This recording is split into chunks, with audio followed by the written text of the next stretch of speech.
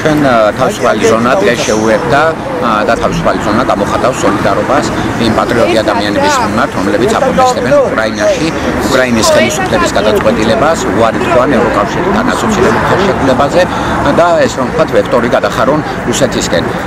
დღეს სამწუხაროდ ჩვენ ინფორმაციული განცხადება გააკეთა აზერბაიჯანმა თავისუფალი ზონის ზონაში შევხვდით, რომ ეს არის ის გზა, რომელსაც პუტინის თავალებით სხვადასხვა რეგიონებში ახორციელებს ადგილობრივი ხელისუფლება. ჩვენ ვშიშობთ, რომ ადგილობრივ ხელისუფლებასაც აქვს ამის ცნობა, მაგრამ ქართველმა ხალხმა არ უნდა დაუშვათ, რომ ქართული ვექტორი გადაიხაროს რუსეთის სასარგებლოდ, იმიტომ რომ ევროპა არის ქართველი ხალხის მრავალსაუკუნოვანი არჩევანი.